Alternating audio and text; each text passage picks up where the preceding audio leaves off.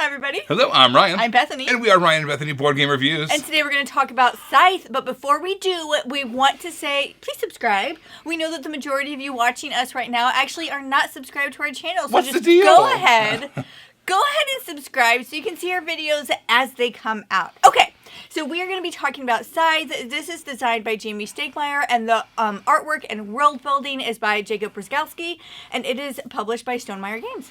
You guys, I dabble in a little bit of game design, and one of the big questions people ask is, what should I go do first, the theme or the mechanisms? Which one feeds the other? You know what no one ever talks about? The artwork. That is the case with Scythe. So this world building, this art existed before the game of Scythe. Basically, they designed it around that idea. So basically what's happening is this takes place in this futuristic alternative history, World War I Russia, post-World War I Russia. So you have all these different kind of farming mechs that are also going to be used for combat. You're gathering all these resources, you're fighting each other, but also you don't necessarily have to fight each other. You can live peacefully if you want. Let me give you a quick overview of how it plays. There's a whole lot going on in this game, so I can't do a full teach, but let me at least give you kind of a little bit of a background so you guys know what we're talking about as we're explaining in our review of the game. Alright, here's our main board setup for Scythe. As you can see, this is a fairly big board. There's a lot going on. Let me just kind of break down a couple other things for you. Basically, we all have our starting positions around the outside of the board that match our color and our faction. We're all going to have a character. Our main character is going to start on that location. We're also going to have some little wooden meeples. These are going to be our workers on the two spots closest to that. Our workers are going to be doing a lot of things like gathering resources, producing, building our units, that kind of thing. Whereas our main character is going to be doing things like combat and exploring. We have a third kind of unit. These are the mechs. The mechs, once they get built, you have to pay the resources to build them. They're going to go wherever you have workers. They're going to be able to kind of help do some of the attacking, but also they can carry resources as well as workers around. When it comes to the combat, there are two main things that you're going to be fighting with. First of all, we have our little power track down here. As we kind of gain power, we're going to be able to move up and up on this track. And then also, we're going to be gaining some of these cards as well.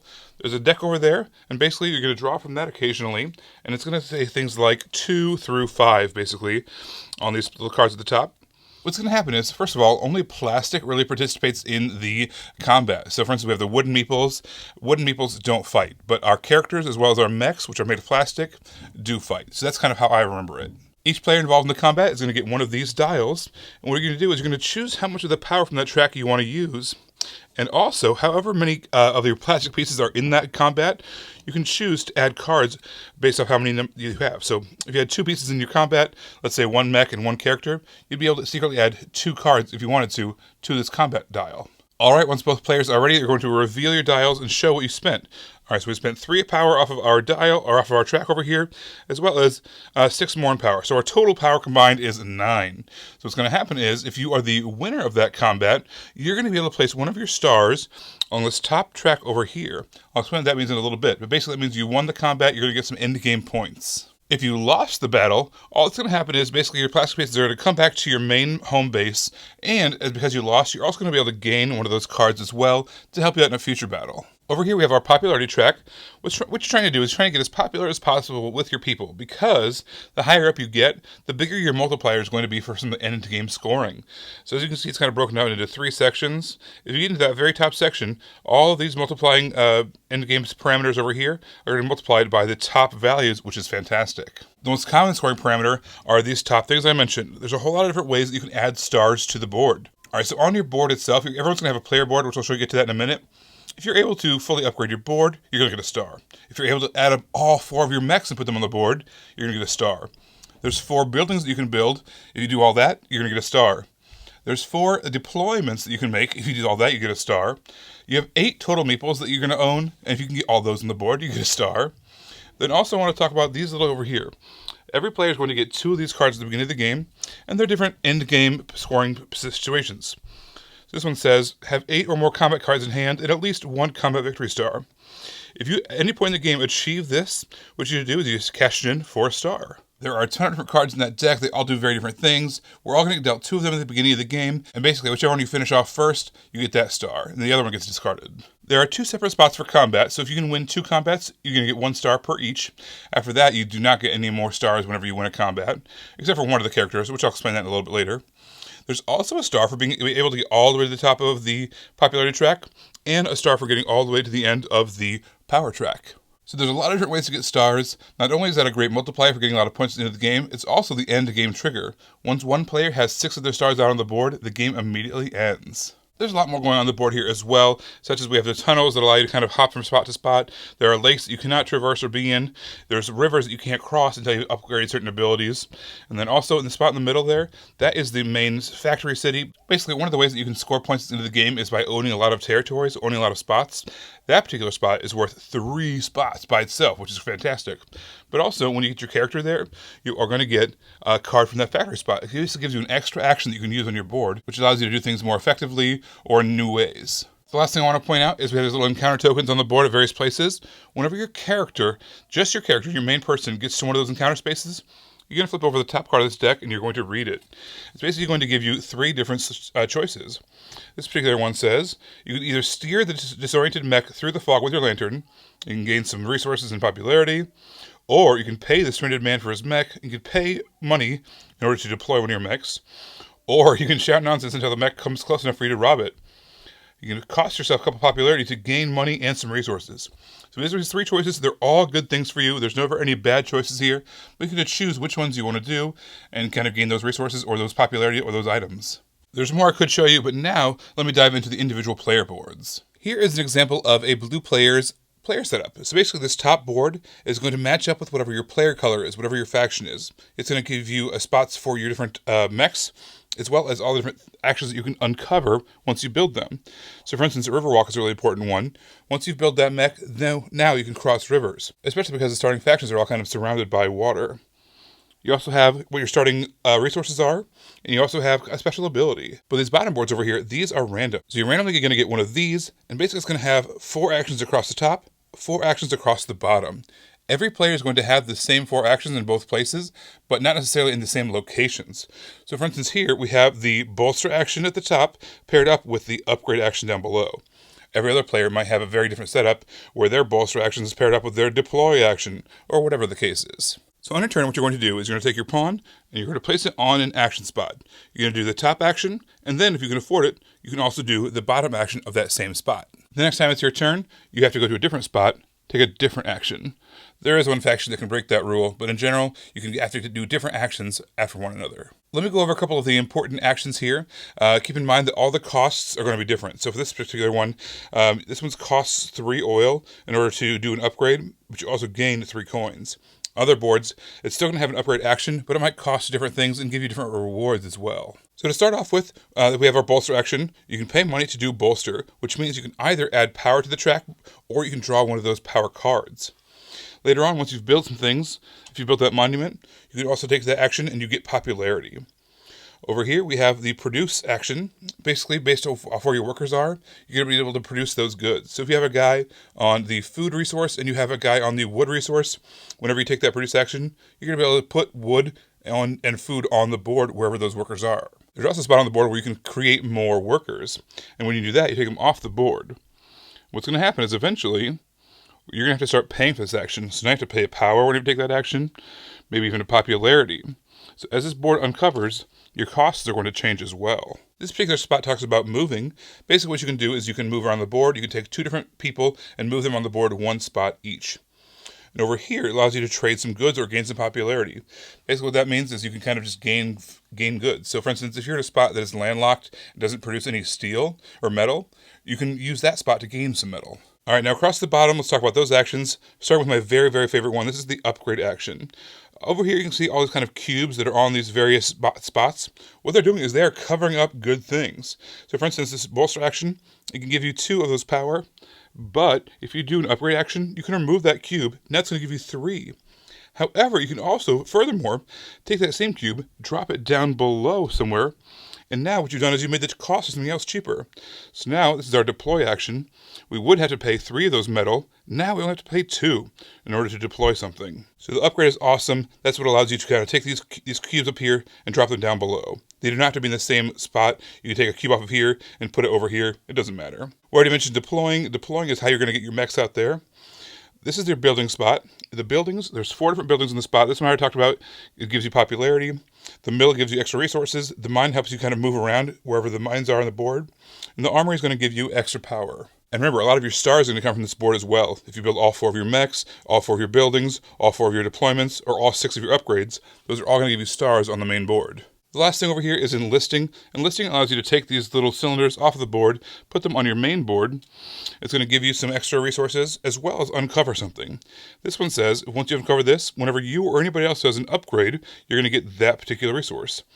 This one says, once you or one of your neighbors does a deploy action, you get a coin. So once you start doing some of those list actions, you want to start paying attention to your neighbors on your left and right whenever they take actions, because you're going to get some benefits as well. So again, the game is going to end as soon as one player has 6 of their stars out on the board, and then what you're going to do is you're going to add up all of your points from all the different locations. So throughout the game, you will have been gaining coins from the various actions.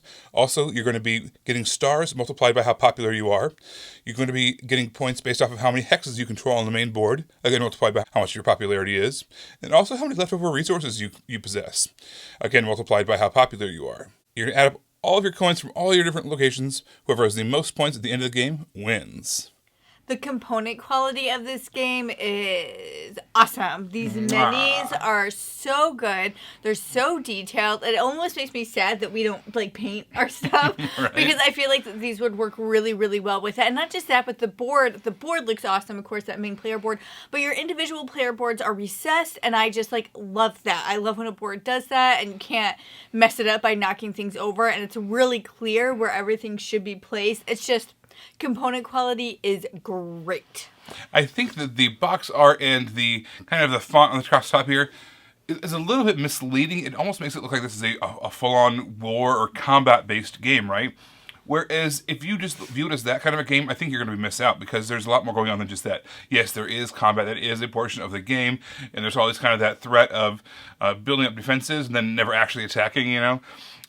So that is a part of the game, but to view it as that is the only part of the game is selling this game short, because there is so much more to the game. You can do your own thing. This is kind of a sandbox style game. You match up whatever your faction is good at compared with what your style of play likes to be, and you kind of just do whatever that is. So maybe you want to just kind of do a resource building engine kind of a thing where you're just gaining points other ways. Or maybe you just want to be really, really popular. So you can raise your popularity track. Maybe you do want to be doing a whole lot of combat. Basically, you kind of can play this game however you want to play. This is not just a war game, not just a combat game, which is great because I'm not a big fan of those kinds of games as it is. Well, speaking of how it's not just a war game, even at the beginning of the game, all your factions start in different places on the board, and none of you can travel water until you build the mech that allows you to travel water. So everybody's first couple of turns, you can't even go and attack other people in the beginning if you wanted to. You're really stuck in your section while you're building that up in order to build that mech so you can go out and explore the board. And so that's really nice, so you can build up your own stuff before somebody comes and attacks you. And even then, people aren't just going to come and attack you. It's just as you start populating the board that it's going to naturally happen like that. Maybe not so much in a 2-player game as I've seen it happen in a 4-player game, but definitely that's going to happen. So that, just piggybacks exactly what Ryan said. It's not just a fighting game, because you can't even fight, when you first start. Doesn't that totally blow when you play a game and you have all these grand plans, but it doesn't matter because people from the gate are just attacking you? You literally can't do that with this game. I will say that the asymmetry in this game is really, really cool. I think in a lot of this, I've seen a lot of games where you have this rhythm, right? You have a certain character that you really like, and you know exactly how to operate that character, and you can kind of just work it almost to perfection to where nobody else stands a chance. And that's not necessarily fun. Each player in this game has the top half of the board and the bottom half of the board, and they operate very, very differently. And plus, on top of that, they have the characters themselves, all these different special abilities, and you have just the things that are going to happen to you based off what other players around you are doing. So every time you play this, you're going to have a different set of circumstances, different starting locations, different actions paired up with each other from the top and the bottom of your board, different costs to pay for things. It's all completely asymmetrical. And on top of that, you have random cards that you're drawing. Everything is different, so you're going to be experiencing different things. You can't just lock into the same old routine in this game, because there is no same old routine. It's different every time, which I think is great. There's a lot to explore in this game.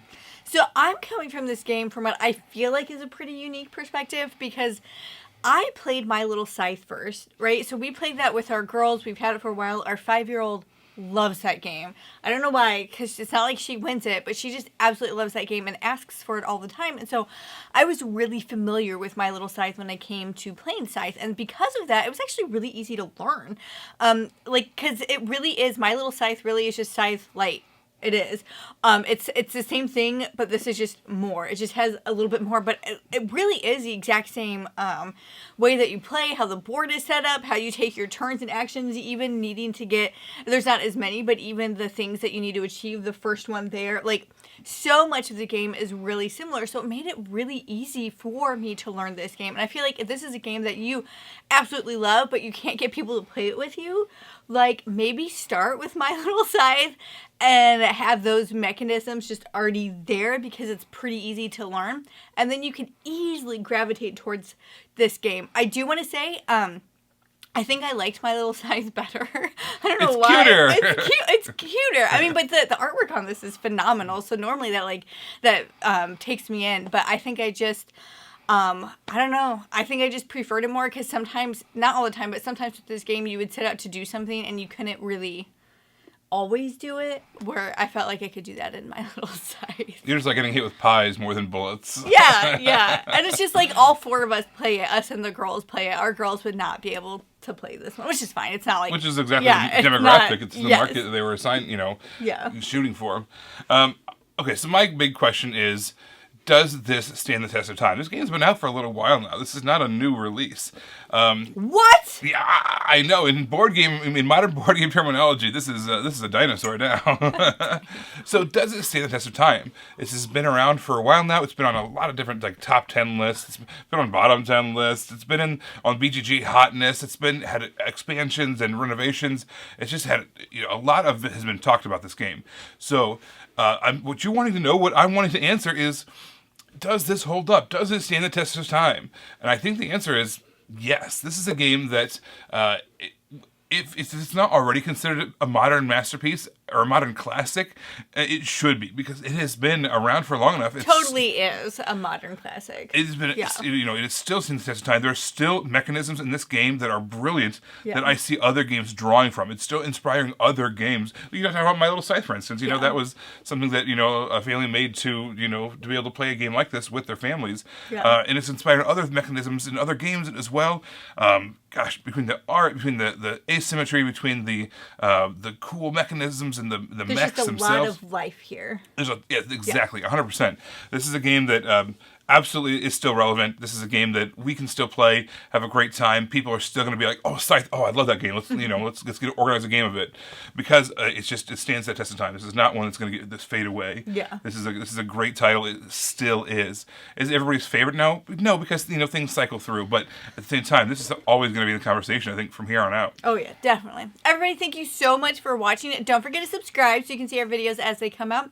Until then, you can follow us in all of these places. You guys, thanks for watching, and we will see you next time. Bye.